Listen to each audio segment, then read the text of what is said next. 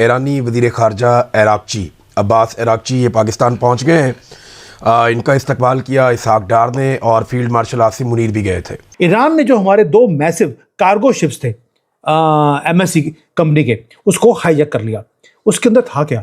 Millions of barrels of oil, बिल्कुल नाक तक। तो ईरान जो अपने इत्तेहादी है या आसपास जो ममालिक है वो उनके साथ अपना रिलेशन ख़राब नहीं करना चाहता इस जंग के तनाजुर में। तुम क्या बकवास कर रहे हो वहाँ जाकर? India did not stop buying from Russian oil. India ने हमेशा, अगर आप जाके देखें, अब भारत ने एक ही काम किया, उन शिप्स को नाक के नीचे से ईरान के निकालने की कोशिश करी और हम जीत गए। पाकिस्तान के लिए एक ताकतवर ईरान ज़रूरी है, ये बात पाकिस्तान की मिलिट्री एस्टेब्लिशमेंट भी समझती है। एक कमज़ोर ईरान पाकिस्तान के लिए मुसीबत बन जाएगा मुस्तकबिल में। पाकिस्तानियों को अब यह फैसला करना है कि कब तक उन्होंने ऐसे जीना है और ऐसे जीने को कबूल करना है। यह फैसला करने का वक्त आ गया है, क्योंकि अगर ईरान के अंदर अनारकी होगी, हालात ख़राब होंगे, वहाँ कोई स्टेबल गवर्नमेंट नहीं होगी, कंट्रोल नहीं होगा, तो आपके बलूचिस्तान के अंदर हालात ख़राब होंगे और फिर इंडिया और इसराइल की दोस्ती आप जानते हैं अच्छी तरह। हमने शुरू किया अपना एक मास्टर स्ट्रोक।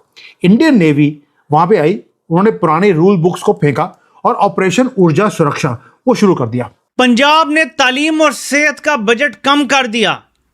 तालीम और सेहत के फंड्स में 35 अरब की नुमाया कमी। 12 अरब का जहाज ले लिया।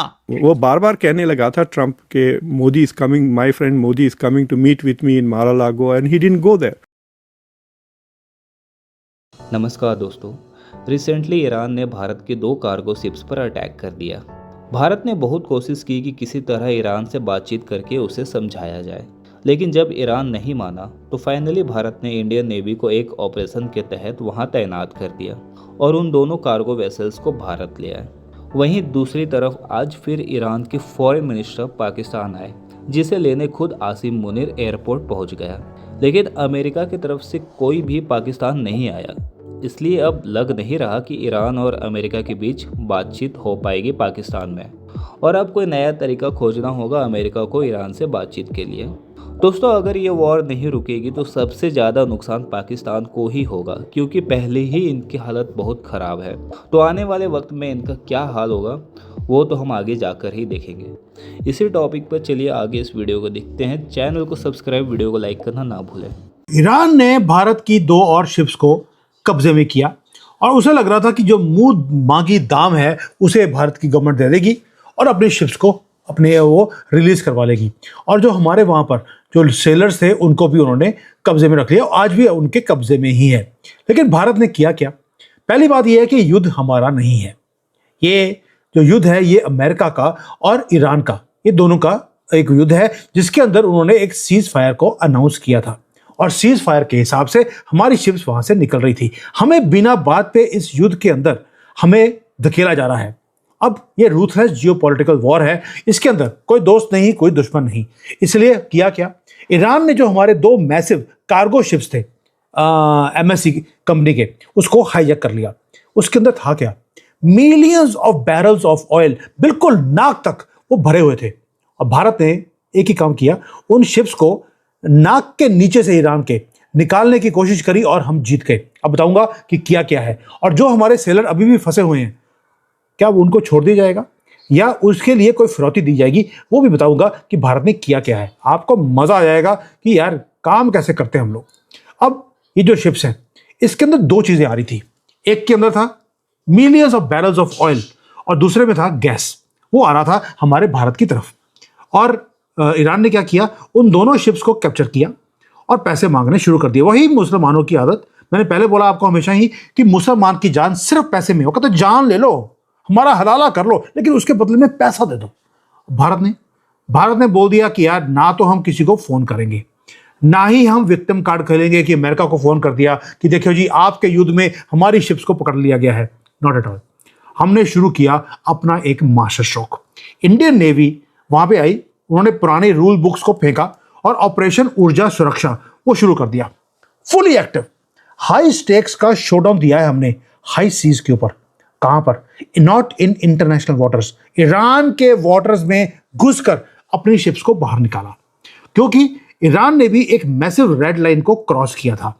भाई तुम्हारी सीज फायर यूएसए के साथ है, उसका हमारे से लेना देना क्या है? और जो इस्लामिक गवर्नमेंट है वो हमें बोल रही है आप जाइए, आपकी शिप्स को अलाउड है। और जो इनके रेवोल्यूशनरी इस्लामिक गार्ड्स हैं उन्होंने हमारे साथ नेगोशिएट करना शुरू कर दिया। इसलिए दो जो हमारी शिप्स हमारी तरफ आ रही थी उनके डेक के ऊपर गए और उनको कैप्चर कर लिया, शिप को भी और क्रू को भी। और जो शिप्स इंटरनेशनल वाटर में थी उसको निकालकर ईरान के वाटर में ले गए। और क्या बोला उन्होंने? उन्होंने ये बोला कि आपकी शिप के पास ऑथराइजेशन नहीं था, जबकि हमारे पास ऑथराइजेशन ईरान की गवर्नमेंट से वो हमें मिल चुका था। अब क्लेम ये है कि नेविगेशन जो सिस्टम्स हैं वो मैनिपुलेट किए हुए थे, आप गलत काम कर रहे हैं। ये सिर्फ पैसे लेने का मुसलमान का तरीका था। पाकिस्तान के लिए एक ताकतवर ईरान जरूरी है, ये बात पाकिस्तान की मिलिट्री एस्टेब्लिशमेंट भी समझती है। एक कमजोर ईरान पाकिस्तान के लिए मुसीबत बन जाएगा मुस्तकबिल में, क्योंकि अगर ईरान के अंदर अनारकी होगी, हालात ख़राब होंगे, वहाँ कोई स्टेबल गवर्नमेंट नहीं होगी, कंट्रोल नहीं होगा, तो आपके बलूचिस्तान के अंदर हालात ख़राब होंगे। और फिर इंडिया और इसराइल की दोस्ती आप जानते हैं अच्छी तरह। अगर ये बात एस्टेब्लिशमेंट के दिमाग में है और वो ये जानते हैं, और अगर वो इसके तनाजुर में चीज़ें कर रहे हैं, तो वो सही कदम आगे बढ़ा रहे हैं कि ईरान एक मजबूत मुल्क के तौर पे पाकिस्तान को सूट करता है, एक कमज़ोर ईरान पाकिस्तान को सूट नहीं करता। लेकिन दूसरी तरफ हमें याद रखना कि अगर जंग दोबारा शुरू होती है, लड़ाई बढ़ जाती है, जिसके इम्कानात उतने ज़्यादा नहीं है, लेकिन अमेरिका जिस तरह हथियार इकट्ठे कर रहा है, इस तरह इस रीजन में पहले हथियार नहीं पहुंचे। अमेरिका के कौन कौन से जो बहरी बेड़े हैं वो यहाँ पे आ गए हैं, इसकी पूरी तफसीलात मेरे पास मौजूद है। मैं इसको आज स्टडी कर रहा था, मैंने ये सारा रिकॉर्ड निकाला है कि किस तरीके से अमेरिका ने बड़े पैमाने पे अपने हथियार यहाँ पे पहुँचाए। बहुत सारे हथियार अमेरिका के, यानी अब्राहम लिंकन वहाँ पे उनका बहरी बेड़ा पहुँच गया है, ये जेरल्ड आर फोर्ड यहाँ पे पहुँच गया है, फिर यूएसएस जॉर्ज एच.डब्ल्यू. बुश यहाँ पे पहुँच गया है, फिर एफ.एस. चार्ल्स डिकॉल यहाँ पे पहुँच गया है, फिर जो अरेबियन सी है वहाँ पे यूएसएस ट्रिपोली है, और यूएसएस बॉक्सर भी यहाँ पे रास्ते में है जो वेस्ट पैसिफिक की तरफ से आ रहा है। फिर मिस्ट्रॉल है, एफ.एस. मिस्ट्रॉल, ये मशरकी मेडिटेरेनियन सी के अंदर है। फिर एक और बेड़ा भी है। तो अमेरिका के लगभग 8 बहरी बेड़े जो है वो इस रीजन के आसपास या इन्हीं पानियों के अंदर इस वक्त मुतहर्रिक हैं। और याद रखिएगा, ये एक बहरी बेड़े को चलाना, उसे कंट्रोल करना, ये मुल्कों को चलाने जितना पैसा इसमें लगता है। कभी इसके ऊपर डॉक्यूमेंट्रीज बनी हुई हैं कि अमेरिकन बहरी बेड़े कैसे काम करते हैं। एक एक बेड़े के ऊपर जो है वो 70 फाइटर जेट्स मौजूद हैं, और दीगर जासूसी तैयारे और ड्रोन्स और बेशुमार चीज़ें। हज़ारों की तादाद में लोग होते हैं, किचन के अंदर ही सैकड़ों लोग काम कर रहे होते हैं। इसके ऊपर बड़ी ज़बरदस्त डॉक्यूमेंट्रीज हैं, मैंने देखी हैं। बहरहाल ये अमेरिका अपनी जंगी तैयारियां भी बहुत बड़े पैमाने पे कर रहा है। जंग शुरू होती है तो पाकिस्तान के लिए न्यूट्रल रहना मुश्किल हो जाएगा, क्योंकि पाकिस्तान ने अभी सऊदी अरब से पैसा पकड़ के यूएई को दिया है, और अगर सऊदी अरब ने खुदा न खास्ता पैसा मांगा तो वो पैसा इतना ज़्यादा है कि पाकिस्तान वो अदा नहीं कर पाएगा। और दुनिया में और कोई ऐसा मुल्क शायद अब मौजूद नहीं है जो सऊदी अरब को पैसा वापस करने के लिए पाकिस्तान को पैसा दे दे।